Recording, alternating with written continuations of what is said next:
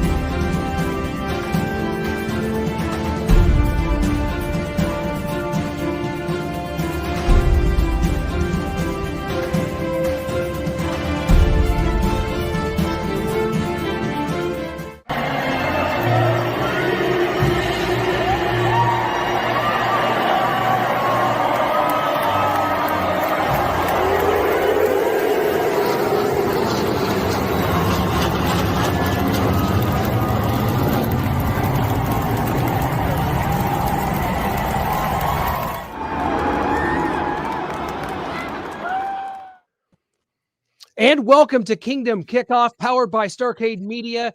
Guys, Clint Schweitzer alongside Noah Groniger, as always. Proud to be joined by our good friend Brian B. Shinen, and of course, the man, the myth, the legend, Rich Baldinger. Guys, this has a different Kingdom Kickoff feel today because this is the divisional playoffs. I've got a different pep in my step, and it's time to go to work here as the Chiefs and Bills will headline the playoff weekend. Rich, man, this is we've talked about all week how this is going to be quite a challenge for the Kansas City Chiefs.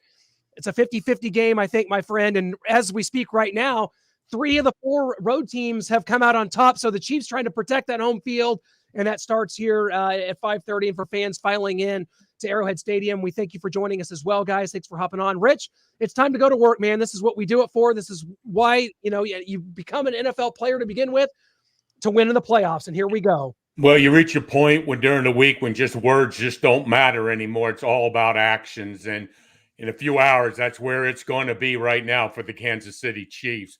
I don't think much has been accomplished in Kansas City this week, but that's nothing different for people in Washington, D.C. Now we just know how they are.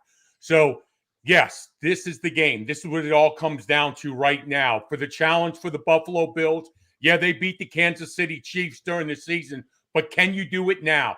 During the playoffs, can you step up at Arrowhead Stadium in this crowd and in this madness? And believe me, folks, you will not hear B2 come over today at all because that place is going to be rocking. I look for great things this week for the Kansas City Chiefs. They understand where they're at with this, what a game it's going to be. But you know what? As long as number 15's on the field, Brian, we have got a chance. I need no BS this week. I just need number 15. Yeah, your stars got to come up and play, man. This is why you pay Patrick Mahomes the big bucks. This is why you pay Tyreek Hill the big bucks. This is why Travis Kelce is a future Hall of Famer. This is why Chris Jones is on his way to being a future Hall of Famer. This is why Honey Badger is one of the best safeties in the league and possibly could be wearing a yellow jacket himself. This is where your stars become stars. This is where legacies are built. The divisional round can be very tricky, and no fan base knows that better than this one. Let's go back to 95. Indianapolis Colts came here. Got the dub 10-7. I'm just saying, we know the risks of the divisional round. 97, 03, 2010. 97 against the Broncos. Call 03 against the Colts. for me. I'm just saying, we got to look in the mirror and be real and know what's at stake here. The divisional round is tricky, but Patrick Mahomes has definitely shown to step up to the occasion and every occasion when it comes to the playoffs. So I expect nothing less today. Yeah, and for Josh Allen, guys, this is his chance. He knows it.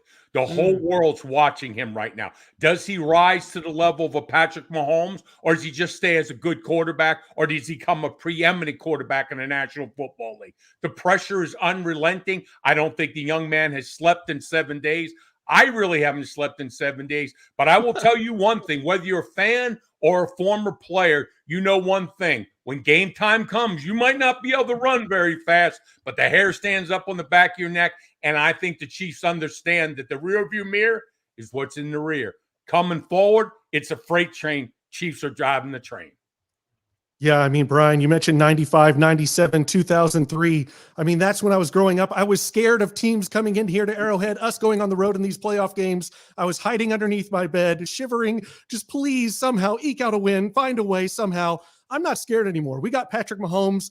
That scared stuff, that's over. That ended when we drafted Patrick Mahomes, and now we're in the playoffs. We got the Buffalo Bills coming here. Everyone's talking Josh Allen. That hype train's coming in here. The Bills are going to right the wrong of the AFC Championship game loss here in Arrowhead last year. Stephon Diggs on the sideline, watching the confetti come down as the Chiefs go on to Super Bowl 55.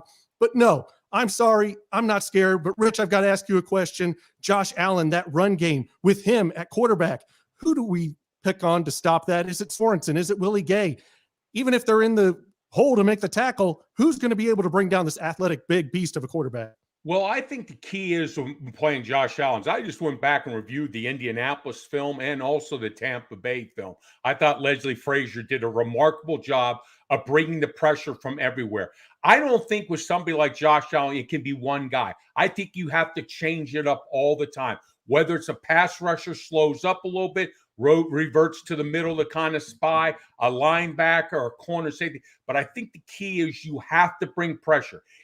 Listen, Josh Allen's an incredible athlete, running quarterback, Certainly. strong arm. But the one thing that he doesn't have what Patrick has, and I think is the key, post-snap read. When things move, he doesn't always see those blitzes. He doesn't see it before it happens. Patrick's got the sixth sense. I don't know if Josh Allen has that. That's why today I say, hey, just bring enemy fire from every angle at this guy. Yeah, he might make a run on you, but he's also going to hand you the pigskin. And Noah, you can put that up on your grandstand in your bedroom and smile tonight and come away with victory. Well, Brian, Noah talked about not being scared. I can't say as if that I'm scared. Certainly not. But when you look at the Bills and the numbers, number one total defense, number one scoring defense. We know what guys like Jerry Hughes can do coming off the edge. Is this offensive line up to the task? And, you know, the Bills defense, is there a bit of smoke and mirrors with this? Because they had the 32nd schedule overall. The Chiefs had a top 10 schedule. It's kind of crazy when you think about that, considering both teams were first place teams. It's just sort of how it shook out. The Chiefs kind of got unlucky with the way it unfolded. The Bills played the 32nd schedule. They lost to the likes of the Jacksonville Jaguars. But that defense, how do you deal with it? Does this offensive line up to the task? Today is Orlando Brown get paid day, if you ask me, my friend. Oh boy, yeah, it's definitely payday for him. And I think the young guys on that offensive line, I don't see them having a problem with the defense of the Bills.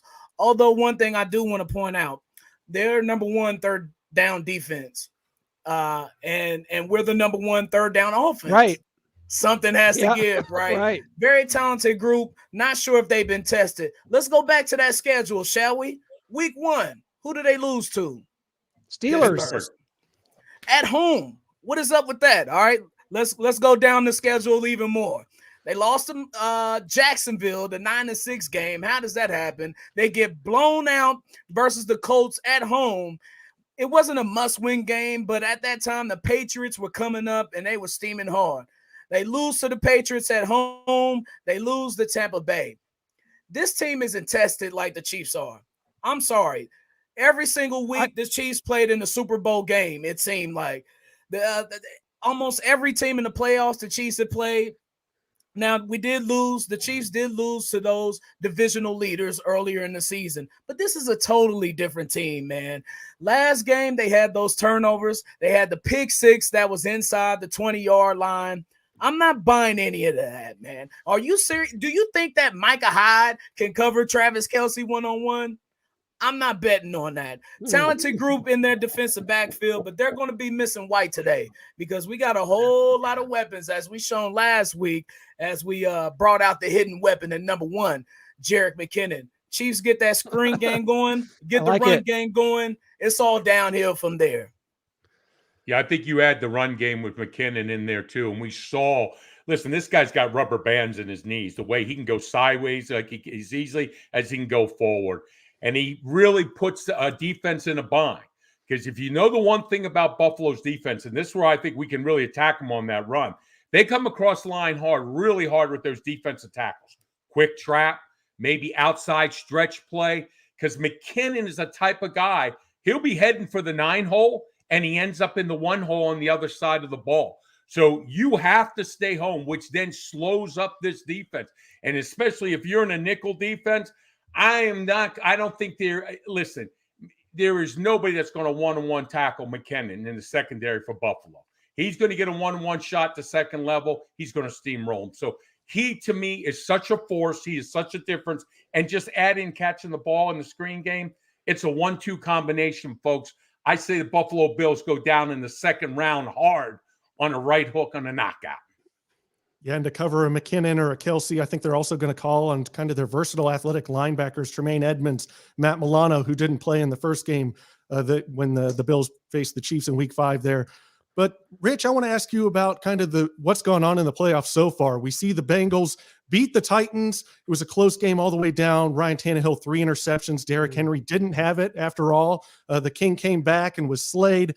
So the Chiefs, are they going to beat the Bills? And if they do, man, we've got the AFC Championship game in Arrowhead. Bengals come in here again. What's going to happen? Well, I think the one thing that Andy Reid teaches his team, and I know it's a cliche, but there's a thing called 60 minutes in this game. And if you look at these games, look at San Francisco up there in Green Bay. Absolutely one of the worst performances.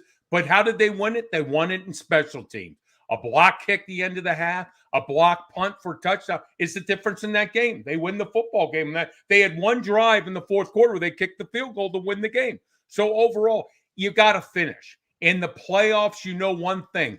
Guys are coming to humming, and they don't stop. It keeps coming. The speed gets faster as the game goes on, and you have to play at that level. There's no chance to ever think, well, this one play. No, every play counts. And I think that's the one thing that Andy's team, which I really liked last week against Pittsburgh. Yeah, it was a little rough start. There was a few little kinks we had to work out. But once we start, we didn't take our foot off that accelerator against the Steelers. You're going to need this today against Buffalo because you slow start against them. They're a much better team, and you'll find yourself down 21-0. Then it's a different game. And that's where I think Andy is the difference. He understands all 3 aspects of this game, and he knows that you have to get it done. If you don't win football. Brian, I want to ask you about the maturation of our quarterback of number 15 throughout this season. To me, we talked about this earlier on this very show, that to me, this is the best job of coaching Andy Reid's ever had to do, rolling up the sleeves, sort of changing the way that this offense operates. We saw Patrick Mahomes before our eyes become a more patient, maybe even a more versatile quarterback with the way that he's been able to take what the defense is giving him. How important is that today? How important is that for Patrick Mahomes going forward? And just win, because football to me is a chess match. It's a punch and counter punch situation. So to me, just as soon as you think the Chiefs, offense has changed. Maybe you go back and you hit him over the top, and maybe the time is now to get a couple big plays and to really, really push this thing out, man. How do you feel about Patrick Mahomes and the way he's sort of matured this year? His maturation has been paramount to the success of this team, quite frankly. This team goes as 15 goes. If he's off, if he's off target, if he's throwing interceptions, then we know what it's like. We saw it in Tennessee, and we got steamrolled that game. But his maturation, I think, is going to take his game to the next level. Because at the time when he was drafted, and let's just even go back to 2018 when he was on fire. And at that time, we were thinking, 50 touchdowns, 5,000 yards every single season. No, that's not going to happen. It's unrealistic. We got spoiled with 15. All of a sudden, we knew that defenses were going to figure this thing out. And it's not even about the skill set at this point. You just mentioned it with the psychology of the game. That's what it is. Does 15 have the patience and have the discipline to hit the underneath routes, to get the 7-yard fight for 3-yard first down instead of going for the 15, 20-yard post and trying to throw in the double coverage? You've seen him mature by our very eyes this year with those decisions, with the better decision making that he's been able to do in the second half of the season. And I think that's going to bid him well coming up in the playoffs, because teams are going to be playing that. They're not going to blitz Patrick. Bills didn't blitz him at all in that week 5 matchup. And you saw what happened. So it's all about learning, being patient, and being disciplined with your throws, and also in the headset as well. Andy Reid has to know not to call those plays. Brian, you say we've been spoiled by Patrick Mahomes. We're about to be spoiled by Jared Allen, who is going to be joining the show right here on your Chiefs pregame show, Kingdom Kickoff. Yes, hey, in fact, there he is. Jared, what is up, man? How are you? Hey, first of all, let me apologize. I didn't have my phone on me. I was over at my farmhouse, and I got my phone when I got back in the truck and realized I was supposed to be talking to you guys about an hour ago. So, my bad. Dude, well, I think last time you were like, it was in the middle of the pandemic just started, and you had become a school teacher. So that's what happened the first time, and now this. So, you know what? It's retirement. I'm spoiled with I don't ever usually have to keep track of time. So my apologies to you guys. Must be nice. Well, Jared, we got Chiefs Bills here today. We've been breaking it all down. This is going to be such an entertaining situation here, man. When push comes to shove, though, who do you like today? Chiefs playing at home once again in the playoffs. We've seen the pedigree of this Chiefs team, but Buffalo's coming in riding a hot hand, man. What are you seeing today? I keep getting asked this question. I keep being honest with people. I'm torn, right? Obviously drafted by the Chiefs. Love the Kansas City community and the organization. But I grew up a Bills fan, right? So I'm a weird guy. I grew up Bills and Raiders fan. I know, don't tell the Chiefs that, right? And so part of me is excited to see the Bills winning again. But I don't know. I was talking to someone about this today. I said, if offenses are equal, you give the edge of the Bills just because their defense is on fire right now. The way they played last week was insane. But Arrowhead holds its own advantage. I don't know. Arrowhead is like that link. So if things are even, you probably got to give the upper hand to the Chiefs. This is the most emotionally torn I've ever been watching a game, and so I don't know, honestly. I don't have a gut feeling on this one. But if the fans of Arrowhead have anything to do with it, I think they'll get a little slight edge. Well, Jared, you've played with 4 Bills and 2 Chiefs. The Bills have Darrell Williams, linebacker A.J. Klein, defensive end Mario Addison, defensive tackle Star Latulele, and then on the Chiefs, offensive tackles Kyle Long and Mike Remmers. So who are you pulling for here? You got 4 teammates on the Bills, 2 ex-teammates on the Chiefs. That's what I said. And not to be mentioned, all my coaches from Leslie Frazier was my coach in Minnesota. Yep. Dermott was my coach in Carolina. I think Heath Farwell is a special teams coordinator in the Bills. That was in Minnesota. EB was my coach in Minnesota. So I guess I'm a winner either way. I don't think I'm just going to be rooting for a good game and to see. I don't. Lame answer.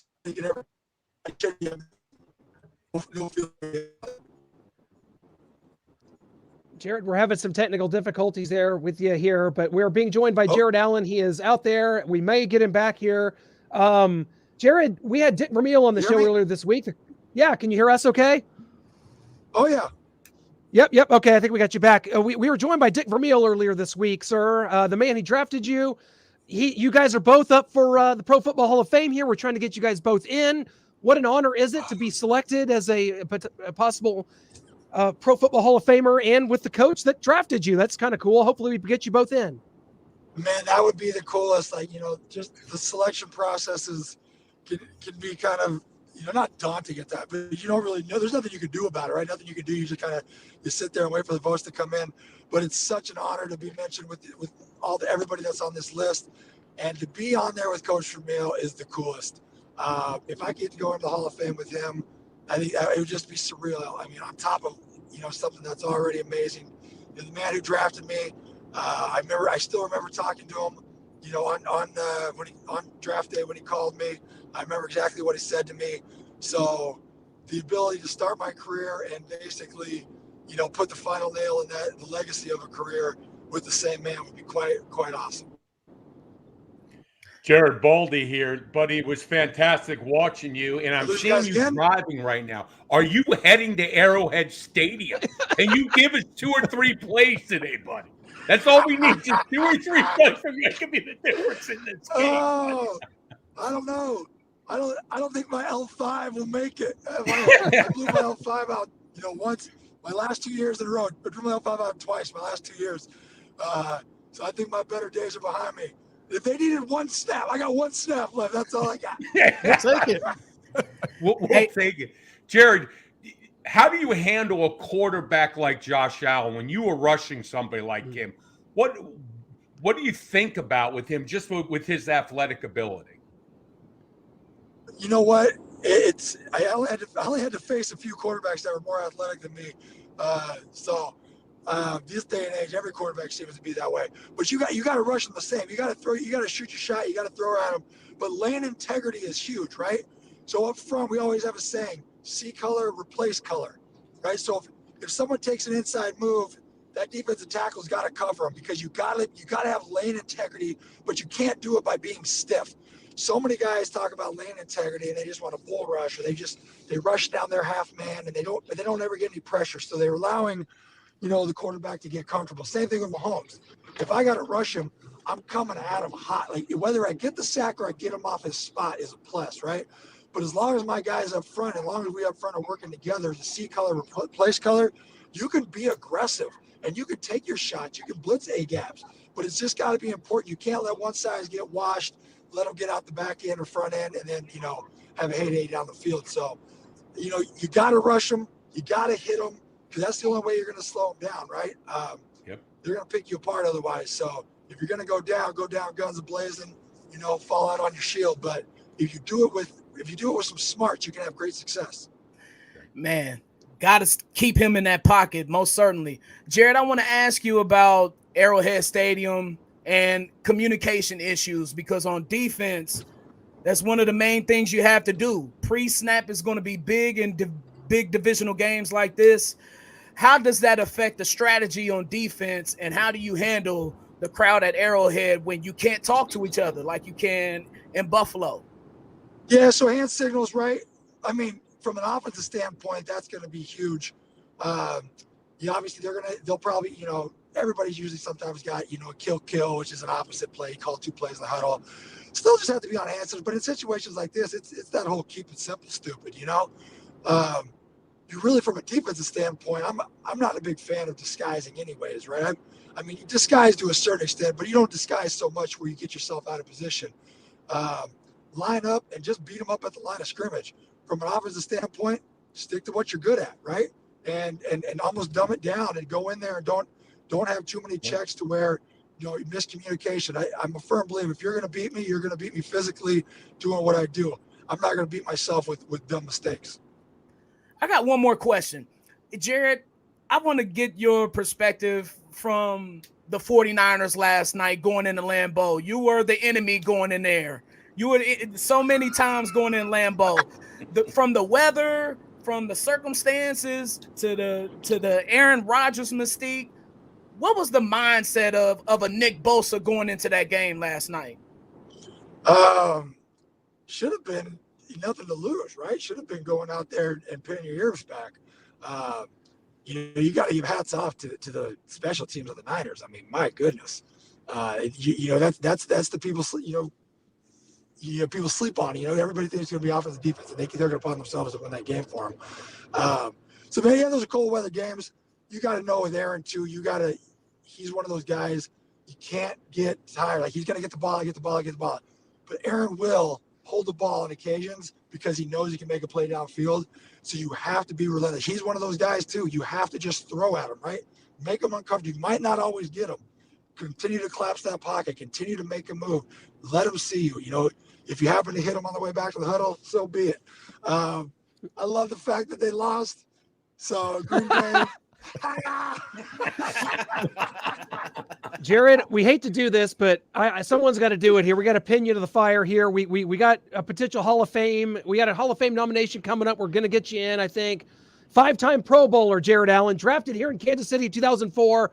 When you go into that hall, when the enshrinement comes and you're standing up there and the bust is made, is Jared Allen the Chief or Jared Allen the Viking, or is it Marcus Allen and Jared Allen the both, or just a Panther for the hell of it? Why not? No, it might be both. I haven't really made that. Obviously, the Vikings will be represented for sure because I spent the bulk of my career there. Sure. But I have no problem if they allow me to go in as both. I have no problem going as both because I love Kansas City. I had no intentions of ever leaving Kansas City, and that organization's been great to me. They've had me back multiple times. They've always stayed in contact and have great relations within that organization still. So if they allow me to, it'll most likely be both, just because I feel like those 10 years was the heart of what I did. And if they make me choose one, well, the Vikings didn't trade me. Hey, Carl Peterson promised us he would never do it. Carl went back on his word. We've asked him about it, and we're going to hold that against him. So it's all good. But just know I love Chiefs Nation, honestly. Yes, sir. Man, the crowds there has been nothing but amazing. Fans there. Like I said, I got no beef with the organization anymore.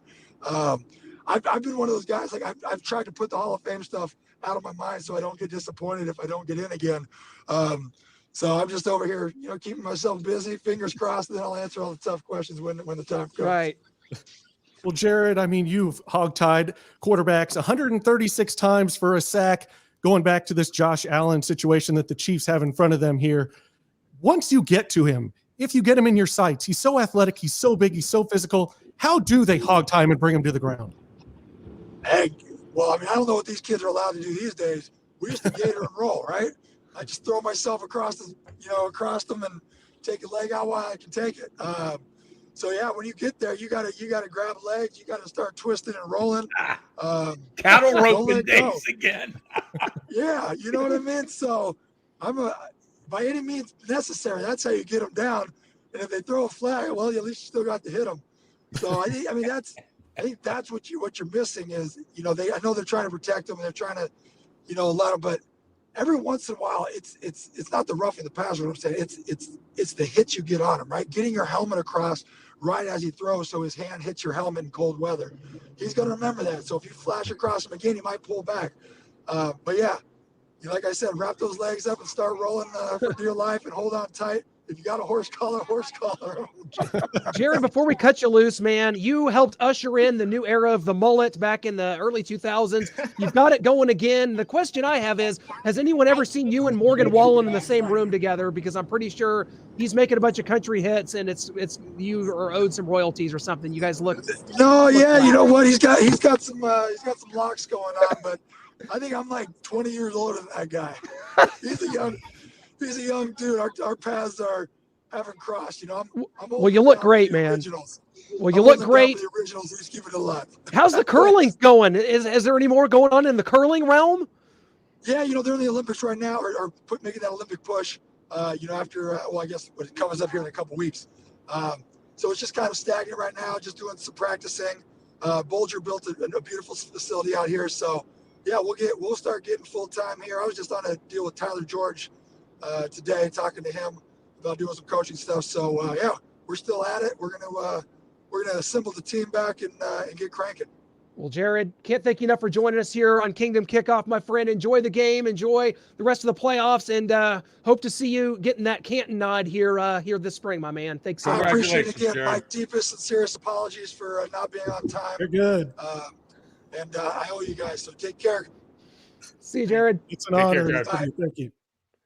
Well, just a little treat for our fans that are joining us here. I hope you guys enjoyed that. Jared was able to come on, and man, that just brings back some memories. It would have been great to have seen Jared here, as the Chiefs, with the Chiefs, having, better teams and winning. I think he only played in one playoff game here or so, but a true legend here from Kansas City. I remember Carl Peterson saying, read my lips. We are not trading Jared Allen. And then we traded Jared Allen, but got Jamal Charles in that draft and a lot of cornerstone players. So it's not like it was a complete wash for the Chiefs either. So. How'd you like to see Jamal Charles and McKinnon in the backfield in this offense right now? Wow. Baldy, that's why I love McKinnon. He reminds me of Jamal Charles. Seriously, he's like a smaller, slightly slower Jamal Charles. He's of that type. Yeah, change of direction, can slide through a hole. He's so slippery and he can avoid contact, but if he has to take it, he'll run over. But I'm just wondering, can we call somebody like at the Air Force or get a plane to Jared right now? A lot of good words there. Can we get him by the fourth quarter? I think he could still give us one or two rushes. I don't know. He looks like he's down to like 250 or so. I don't think. I mean, Jared Allen looks like he probably did in high school, like when he was a freshman in high school. Man, he's slimmed down quite a bit. He can take over Sorensen's role then, so slim down a little bit. Guys, quick injury report. Fenton, no Darrell Williams. Problematic, no problem. The running back depth, we see Clyde Edwards-Helaire back. We see Jarrett McKinnon. Darrell Williams is a no-go, and Rashad Fenton a no-go. Any problems there? Well, you think maybe where Fenton is out there in the corner in the slot and everything, that they'll probably look to everywhere how the Chiefs go with their rotation. But I just think Spagnuolo today is just going to bring a pot of spaghetti, and we're going to get noodles flying all over the place with this defense. I think personnel, I just don't think he's going to sit back and match up. I think that he wants to bring pressure. So how he does that, the personnel groupings, it will be question mark. But again, I think if you're going to talk about defense, let's start with that front four today. If this is a game they got to win, today they've got to win, because really that offensive line, and if you look at Buffalo since the Tampa Bay game, those guys up front are playing a lot better, and they're really knocking some people off the ball. So front four, we really got to start. Our defense has got to start there. We don't win up front, it could be a long afternoon. Oh, I agree 100%. Melvin Ingram, Frank Clark, this is the game they have to come to play. And I mentioned the end specifically because Jared Allen mentioned it when you asked your question, Baldy, about the ends not rushing up too much, trying to keep him in that pocket. I think that's the key today. Melvin Ingram and Frank Clark on those bookends. And, of course, we're going to have to rely on Superman number 95 to come on up and get those double teams. And hopefully that'll free up Jaron Reed or 90 or somebody to come on in and make a play as that front four collapses. And that communication is so key to me, man. Especially if we're going to be bringing blitzes, everyone has to be on their assignment. Everyone has to be man coverage and we're blitzing. And you got to be purposely trying to take away those routes, man. You got to keep your eyes open in a game like this because Josh Allen is a wild man. Oh, well, is Derek Johnson available today since we're getting Jared here in the fourth quarter? Can we get him out there? I think him right now would do better than Sorensen. Brian, you mentioned, Jared Allen. Some of the players, the talent that we've had in the past is the talent. And now 7 years in a row going to the playoffs, the possibility of going to the third Super Bowl, and you think of all of the great players that have come to Kansas City and have been able to come on this field, Jared Allen being one of them, of course. And, he's simply amazing. And, guys, if I was coaching, I would hire him. Because if you talk about a guy that came here as a deep snapper, but yet became one of the most prolific pass rushers in the league, teach my guys. He's going to know every secret there is how to get their quarterback.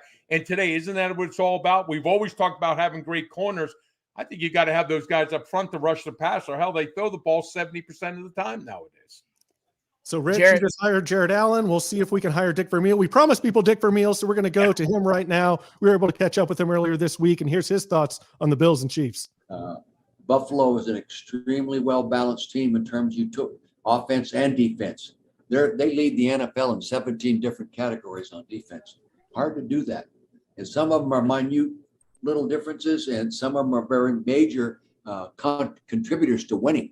But the balance of Buffalo's offense combined with the balance of their defense makes them a very tough to beat when they're playing well. But they got beat a few times this year by teams that I think Jacksonville beat, right?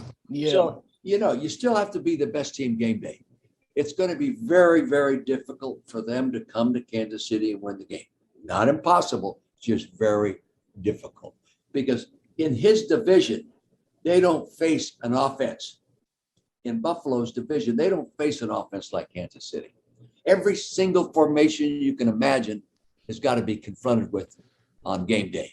Every variation of passing game, every variation of running game, every trick play, every counter play, every reverse. It's all in that package, and now the defense is playing well enough to keep pressure on the opponent offense. And I think it's going to be a very interesting game, very intense game.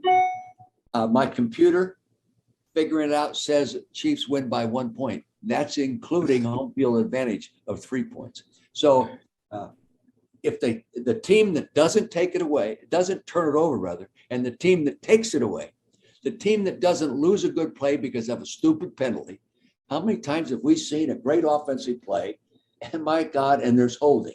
Or a great defensive play, and the other guy playing left corner grabbed the whole guy's jersey. And you cannot do dumb things and beat a real good football team. Now, if you both do dumb things, then it's equal. It'll come down to something else. Vermeil's computer has this by 1 point. Rich, what does your computer have it by? I'm not going to get into those numbers. I wasn't very good. They had trouble going past 2 for me on the snap count. So we'll keep it simple here. I think the Kansas City Chiefs are going to come out on top. It's going to be a slugfest, folks. Let's be honest here. The one thing, Dick Vermeil is right. This offense is balanced. We haven't talked about the running game of Buffalo, and it's significantly better now than was even when they played us earlier in the year. So it is a balanced offense. But I think the Kansas City Chiefs are going to come out on top 24-14 on this. I think we're going to get some points differently than we have in the past, and I think it's going to be the reason why we win this football game. Yeah, Rich, let's go to your keys right now for victory for the Kansas City Chiefs. These are keys to success. Well, I just think in today's game, we've known what the Kansas City Chiefs have been about since Patrick's been here. You go back to playoffs a year, the Super Bowl, we started slow against Houston, Indianapolis, find a way to win. But I think today is the one game they've got to come out gangbusters. They've got to make some plays, move the change. You got to come out with a quick start. You don't want to give Buffalo any type of momentum. You don't want to give them any type of confidence in this. You want to neatly put them in the bind of thinking that if we don't score touchdowns, we're in trouble. On the other side of the ball, again, as I said earlier, bring movement, bring personnel, disguise it. But let's make Josh Allen stay in the pocket because of movement, because of blitzes, and let's see if he can deliver the ball to a second and third read. This is the question mark I have for him. Listen, if he gets it done, more power to him. Then he's proved himself. But that's the one area of the game I think he still struggles on. I think today Coach Spagnuolo brings some new blitzes we haven't seen, and it's going to be troublesome for the Buffalo Bills. Love it, guys. We have enjoyed this so much. I certainly hope this is not our final Kingdom Kickoff, guys. You start reflecting, you start thinking about what a season it's been and how many great times we've had. Certainly hope that it's not coming to an end right here on this unseasonably warm day here in Kansas City in January. But guys, it's going to be a great one. We can't thank everybody for joining us today. For you, Rich, for you, Brian, certainly huge thanks to Dick Vermeil and to Jared Allen. Guys, it's just been a pleasure. It's been so much fun. And if you guys are filing into Arrowhead Stadium right now, you've got chill bumps as you're walking into the stadium. You're settling down with your popcorn and your beverage, and you're ready for a fight, and you're going to get one today, guys. Thanks so much for joining us on Kingdom Kickoff. Last thing to say, guys, Chiefs Kingdom, go Chiefs. Hail to the Chiefs Kingdom. Let's get it. Let's get the dub.